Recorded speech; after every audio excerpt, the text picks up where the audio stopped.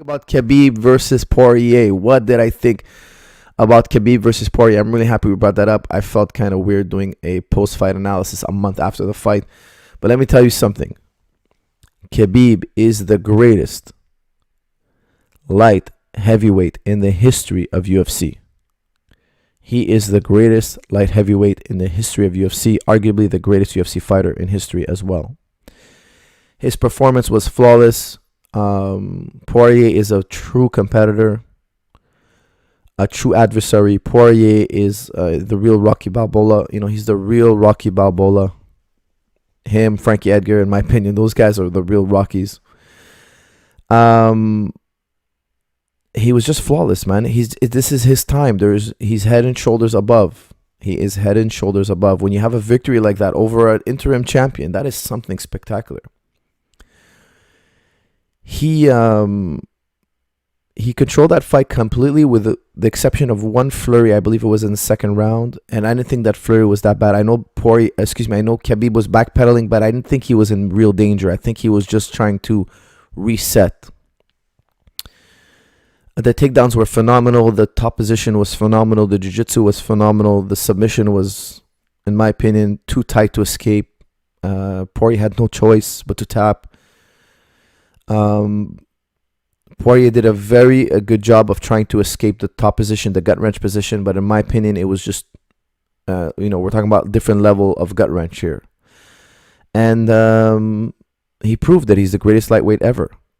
And Poirier had a guillotine attempt. I honestly was not worried about the guillotine. When I was watching it live, I didn't think he was going to get the guillotine, to be honest with you. Number one, Poirier is not known for guillotines. Okay, he's a great grappler. He's a great fighter. He's a great MMA striker. He does so many things well. I don't believe he's ever subbed anybody with a guillotine. Okay, and I only say this because to sub a guy like Khabib with a guillotine, you better be a guillotine master. Okay, so you might have a good guillotine, but you're not a guillotine master. Guess what? It's not going to work on Khabib. And it's not because guillotines don't work. The guillotines work. But your guillotine doesn't work because you're not a guillotine master. You haven't gone through the stages of guillotine expertise. There are people out there, in my opinion, that could guillotine Khabib. Not necessarily in MMA, but I'm talking about in jiu-jitsu in general. There are guillotine masters out there that can guillotine anybody on the planet. Those guillotine masters, they know so many little details about guillotine. They know so many nuances, so many things that if he does this, I'll do this. They have so much knowledge about guillotine that if you get wrapped up in their guillotine, it's hard to escape. Not impossible, but very hard. When Khabib was in that guillotine, there were nuances, there were things that were off, in my opinion, that it didn't look like it was a guillotine that would tap Khabib. I just didn't think so. I know Poirier is a great grappler. I know he's a black belt. But even black belts not necessarily are guillotiners. Like, for instance, I know black belts that just do armbar. Like, not just do armbar, but 95% of their subs always end up armbar.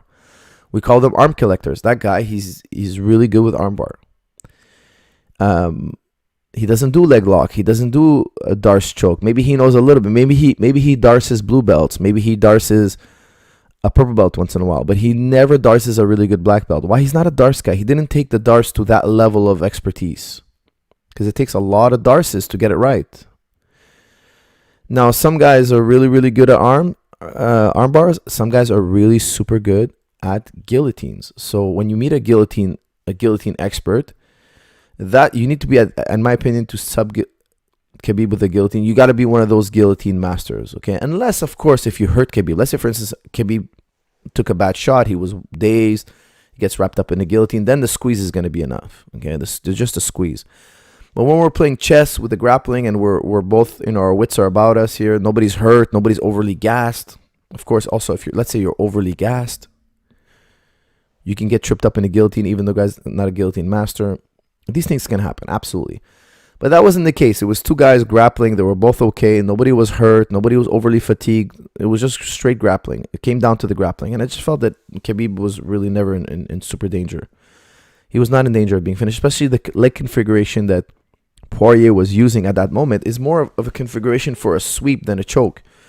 You're more likely to turn the guy over than you are to finish the choke from that position. I personally have never been choked out from that position in that leg configuration. Personally, I've never tapped to a guillotine in that leg configuration that he had. I've been swept from that configuration, but not tapped out. So in my opinion, I didn't think Khabib was even close to tapping. And then, he just took over. The top position was just, it was one-sided. And I really liked the post-fight speech Khabib gave and how he handled the win. And he's a true champion. And I found it to be, when he jumped off the cage, I hope he was joking. And I saw that he was, he jumped. For those who don't know, he jumped off the cage and jumped kind of after Dana White, kind of like joking around. And I thought he handled himself well, and it was just a phenomenal performance by Khabib, a really inspirational performance.